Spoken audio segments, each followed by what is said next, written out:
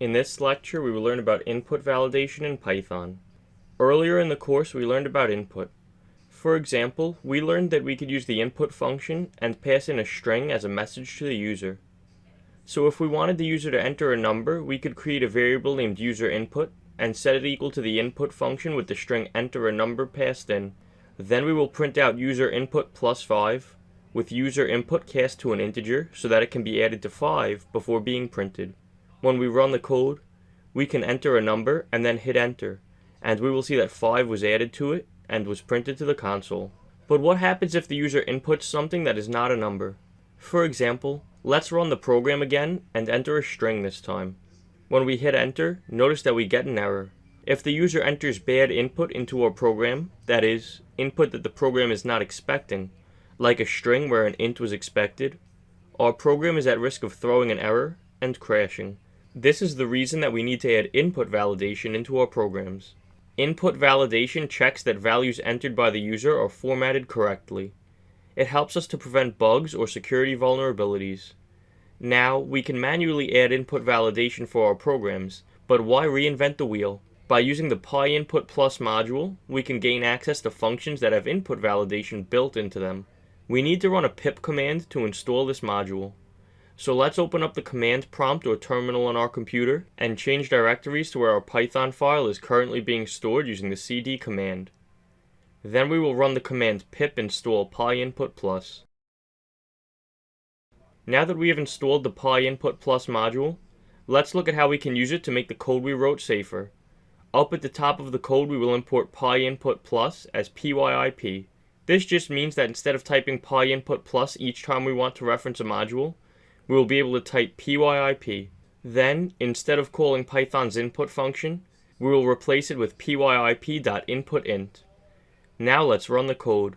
When we type in a string now, notice that the program tells us what we typed is not an integer, and then the program prompts us again to enter an integer instead of crashing. Let's say we want to show the user a list of choices to choose from. We can use PyInput Plus's input menu function. First, we will use Python's print function to print out the question, what is your favorite programming language? Then we will create a variable named user_input and set it equal to pyip.inputMenu. This function takes in a list of options. We will give it a list with the string Python, Java, and C#. Finally, we will print out the message user chose and then concatenate the user input to that string. When we run the code, you can type in any of these choices. Since you are taking this course, I hope your answer is Python. I'm only kidding. Type whichever option you like.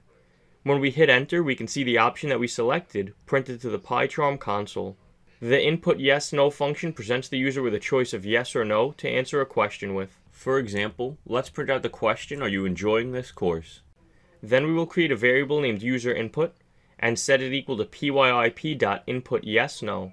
Finally, we will print out user chose and then concatenate that to the user input. When we run the code, you will notice that we could type Y or N and then hit enter as a yes or no response, and then our choice is printed out based on the code that we wrote. Now these are just a few examples of the input functions that PyInput Plus gives us access to. Other functions include input string, input date time, input email, and input password.